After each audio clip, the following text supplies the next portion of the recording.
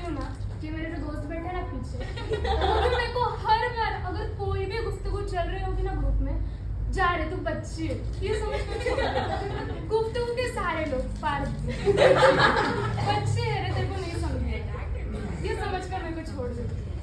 अब मैं बताना चाहती हूँ, ये चॉकलेट मेरा बचपन का सबसे फेवरेट चॉकलेट है। ये भी मांग रहे थे यार, वो बोल रहे थे क्या खाएगी तू, बच्ची से कुछ, बच्ची है तो कुछ भी ले ले। बट ठीक है, एंड आई एम श्योर बचपन में आपका भी कुछ फेवरेट ना हो, कोई याद होगी, कोई चॉकलेट होगा। अरे हाँ, याद से याद आया, मेरा ना बचपन में बारबीज के साथ कुछ अलग ही कनेक्शन, और ये कनेक्शन इतना बढ़ता गया है ना कि आज भी मेरी इस डायरी के फ्रंट पेज के ऊपर ना, इस डायरी के फ्रंट पेज के ऊपर देखो बारबीज और मेरी बचपन की सेकंड फेवरेट याद, हाँ, जब मैं मेरे पापा के साथ बैठ के ना आसमान के वो चमकते सितारे देखती थी, और बस उन सितारों की तरफ देख के ना मुझे आज भी मेरा बचपन याद आ जाता है। बस तो वही सोचा आज की इस गुफ्तगू के महफिल में और शामी मस्तानी में, तो चलो मेरे साथ आपको भी लेके चलती हूँ मेरे बचपन में। तो आप सबके सामने पेश करने जा रही हूँ आसमान के आगे की दुनिया। मेरी इन ख्वाबों में उलझी दुनिया की ये बहुत सारी कहानियाँ।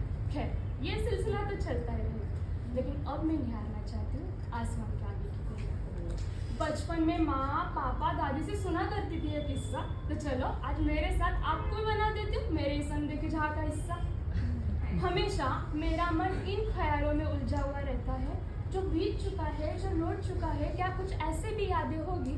मेरे इन ख्यालों में, उलझे जज्बातों में, क्या आसमान के आगे भी एक अनोखी दुनिया होगी।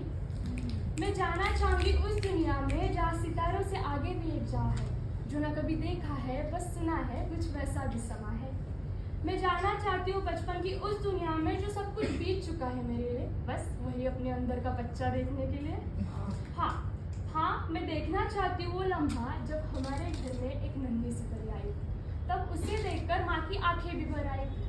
और क्या पहली बार माँ को माँ कहने पर और पापा को पापा कहने पर उनके चेहरे पर एक हल्की सी मुस्कुराहट आई थी।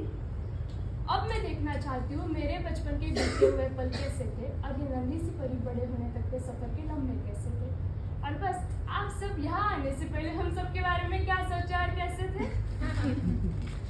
अब मैं देखना चाहती हूँ वो बात बात पर टोकने वाले और कभी ना काम आने वाले रिश्तेदार कहाँ गए, और बचपन में जिनके साथ हम गुफ्तगू किया करते थे वो अनजान यार कहाँ गए।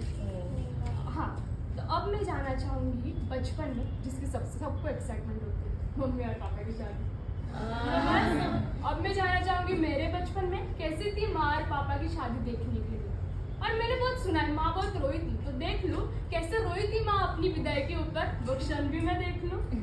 और बस अब इस मतलबी सी और अनजान सी लगने वाली दुनिया में अब मैं जाना चाहूँगी बचपन की उस दुनिया में जहाँ ना कोई पढ़ाई, टेंशन और डिप्रेशन जैसी चीज़ों के लिए तो जगह ही नहीं थी, और बस वह चीज़ें समझ के बाहर थी, और ये दुनिया बहुत मासूम सी और हसीन हुआ करती। और बस अब मैं जाना चाहूँगी बचपन की उस याद में जब मैंने ना मेरी फर्स्ट स्टेज परफॉर्मेंस दी, और स्टेज परफॉर्मेंस होने के बाद ना सब पूछ रहे थे मेरे पापा को किसकी बेटी है करके, तो मेरे पापा ने तो बहुत प्राउडली बोला था ये मेरी बेटी है। मैं उस दिन तो मेरे को जो खुशी हुई थी ना, मैंने कभी सुना नहीं, बस लोग पूछ रहे थे बोल दिया ये मेरी बेटी है। बस उस दिन तो मेरा खुशी का ठिकाना ही नहीं रहा, और बस तब से आज तक जब भी लोग मेरे को पापा की बेटी बोलते हैं ना, मेरे को तो बहुत खुशी होती है। अब ये थोड़ी अजीब है, लेकिन मेरी बचपन की तो सबसे फेवरेट याद है जब पहली बार मेरा भाई मुझे देखने आया था, और बस मुझे देखकर मेरी जगह ये माँ के पास कौन जाके सोया है ये देख के तो बहुत रोया था। और बस बाद में तो मुझे उठाकर खुद माँ के पास जाके सोया था। अब ये हादसा हो गया, बट तभी से ये सुंदर सा भाई बहन का रिश्ता बन गया। बस अब मैं जाना चाहूँगी बचपन के सबसे यादगार पल। पता है क्या है, जब मैं 5th स्टैंडर्ड में थी और मैंने अपने ही पापा के ऊपर कविता लिखी थी, और बस तभी से ये पेन और ये डायरी मेरे बेस्ट फ्रेंड बन गई थी। अब मैं सब बस जान लूँ, सब देख लूँ और समझ भी लूँ, तो बस अब मैं वापस आना चाहूँगी इस बचपन की दुनिया से आप सबको ये सारे किस्से सुनाने के लिए। आसमान के आगे एक जहाँ और भी है, यहाँ बस तुम और मैं ही नहीं, हमारे पीछे एक दुनिया और भी है।